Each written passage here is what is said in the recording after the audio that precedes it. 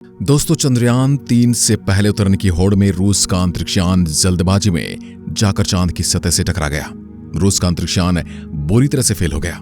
भारत के चंद्रयान-3 और लूना 25 की रेस का तो अंत हो ही गया, लेकिन चंद्रयान हर दिन नया कीर्तिमान रचता जा रहा है। हम सब भारतवासी 23 अगस्त के दिन शाम 6:04 का इंतजार कर रहे हैं। अभी चंद्रयान की ताजा स्थिति यह है कि चंद्रयान अपनी स्पीड को धीरे धीरे कम करता जा रहा है। अभी चांद से 25 से भी कम किलोमीटर दूरी पर है। सभी लोगों की सांसें अटकी हुई हैं कि आखिर चंद्रयान-3 सही सलामत चांद पर उतर जाए। लेकिन दोस्तों, अभी रास्ते में से चांद की हैरान कर देने वाली फोटो भेज रहा है। अभी हाल ही में चंद्रयान-3 ने चांद की डार्क साइड की फोटो कैप्चर करके भेजी, यानी चांद का वो हिस्सा जहां पर आज से पहले कोई नहीं गया। उन फोटो में आखिरकार क्या दिखा था? इसी के साथ ही वैज्ञानिकों ने चंद्रयान-3 के लैंडर का संपर्क चंद्रयान-2 के ऑर्बिटर से कराया है। इसके बारे में इसरो ने ट्वीट करके जानकारी दी। चंद्रयान-2 का ऑर्बिटर आखिर कैसे इसकी मदद करेगा और अब आगे चंद्रयान-3 के लिए क्या मुश्किल है, सब कुछ आपको आज के इस वीडियो में बताएंगे। आप देख रहे हैं future science YouTube channel. Chandrayaan से जुड़ी हर अपडेट पाने के लिए हमारे चैनल को सब्सक्राइब करें। दोस्तों, भारत के वैज्ञानिकों ने चंद्रयान-3 को चांद पर पहुंचाने के लिए किसी भी शॉर्टकट रास्ते का इस्तेमाल नहीं किया है। भारत के वैज्ञानिकों ने इसे सुरक्षित चांद तक पहुंचाने के लिए इससे पहले पृथ्वी के चारों ओर राउंड कटवाए। उसके बाद सही सलामत यह चांद की कक्षा में पहुंचा। चांद पर पहुंचने के बाद भी हमारे वैज्ञानिकों ने जल्दबाजी नहीं की, जबकि रूस पहले उतरने की होड़ में बहुत जल्दी ही अपने अंतरिक्षयान को चांद पर पहुंचाना चाहता था। लेकिन जैसे वह लैंड करने वाली कक्षा में पहुंचा, तब उसका संपर्क वैज्ञानिकों से टूट गया और वह अनबैलेंस होकर चांद की सतह पर टकरा गया।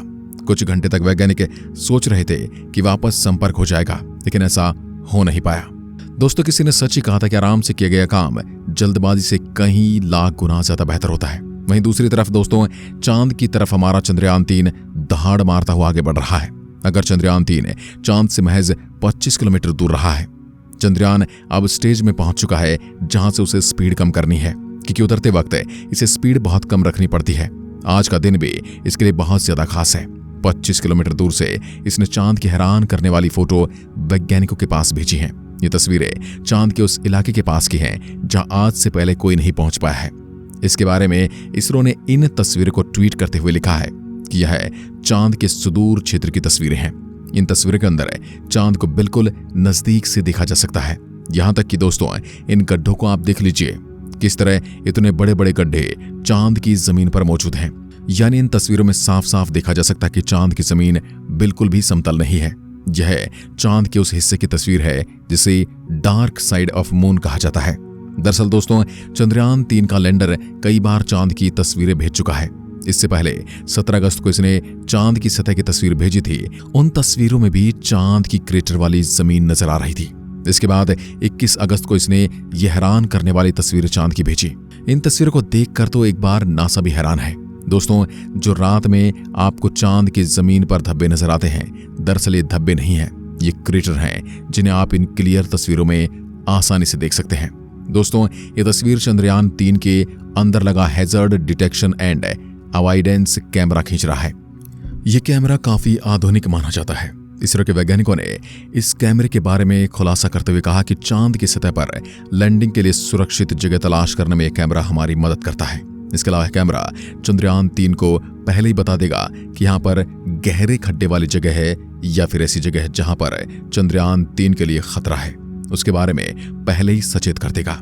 लेकिन दोस्तों, इतनी खुशखबरी ही कम नहीं थी कि चंद्रयान-3 ने एक और कीर्तिमान रच दिया। दरअसल दोस्तों, आपको पता ही होगा कि चंद्रयान-2 का ऑर्बिटर कई सालों से चांद के चारों ओर चक्कर काट रहा है।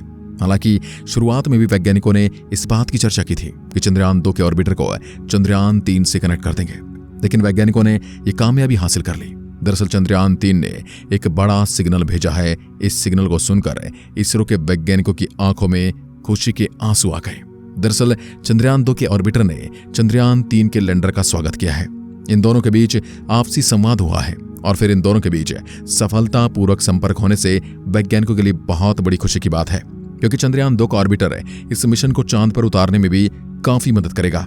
इसके अलावा जब यह सही सलामत चांद पर उतर जाएगा, उसके बाद पृथ्वी पर बैठे वैज्ञानिकों से कम्युनिकेशन में भी चंद्रयान-2 का ऑर्बिटर हेल्प करने वाला है। फिर चंद्रयान-3 के लैंडर के पास 2 ऑप्शन हो जाएंगे। क्योंकि यह प्रपल्शन मॉड्यूल के जरिए भी वैज्ञानिकों से कम्युनिकेशन बनाए रख सकता है। अगर किसी स्थिति में मॉड्यूल सिस्टम में दिक्कत आ जाए तो चंद्रयान 3 के लिए मदद कर सकता है, मगर जिस समय इसे लैंडिंग करनी होती है उस समय वैज्ञानिक इसे यहां से कंट्रोल नहीं कर पाएंगे, बल्कि इसे खुद के अंदर लगे AI कंप्यूटर सिस्टम को ही डिसाइड करना है। इसके अंदर लगे कंप्यूटर को कैमरा पहले इंफॉर्मेशन भेज देगा और उन्हें देखकर इसका कंप्यूटर उसे सही सलामत उतार देगा। हालांकि दोस्तों, अब वक्त बहुत कम बचा है और चंद्रयान 3 के लिए सबसे मुश्किल पड़ाव है। इसका चांद पर सही सलामत उतरने का टाइम 23 अगस्त को शाम 6:04 रखा गया है। उस समय चांद पर सुबह का समय होगा, क्योंकि आपको पता ही है कि चंद्रयान 3 को चांद पर एक दिन के लिए भेजा गया है और एक दिन हमारे पृथ्वी के 14 दिनों के बराबर होता है। इसलिए सूर्य की पहली किरण के साथ ही चंद्रयान 3 चांद की सरजमीन पर होगा। हालांकि इस बार वैज्ञानिकों को पूरा भरोसा है कि किसी भी प्रकार की दिक्कत नहीं आने वाली है।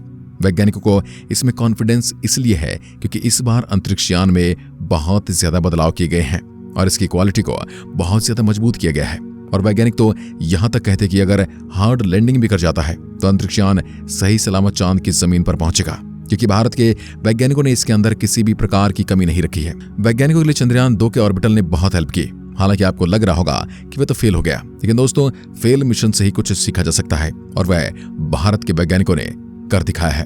जबकि रूस तो लैंडिंग वाले फेज तक भी नहीं पहुंचा था, उससे पहले उसके साथ हादसा हो गया। दोस्तों, दिक्कत क्या होती है कि चांद की कक्षा में सही सलामत किसी भी अंतरिक्षयान को पहुंचाना काफी मुश्किल है। ये काम आपको जितना आसान लग रहा है उतना रियल में है नहीं। ये चुनौती इतनी बड़ी थी कि शुरुआती दिनों में अमेरिका और रूस के 14 अभियानों को चंद्रमा पर उपग्रह भेजने में नाकामी हासिल हुई थी और 15वीं बार वे कामयाब हुए थे। इतनी बार भारत ट्राई करता तो शायद पूरे सौरमंडल में ही अपने मिशन को भेज देता। आपको पता होगा, मंगल ग्रह पर हम एक ही ट्राई में पहुंच गए थे। दुनिया का कोई भी देश ऐसा नहीं पहुंच सकता।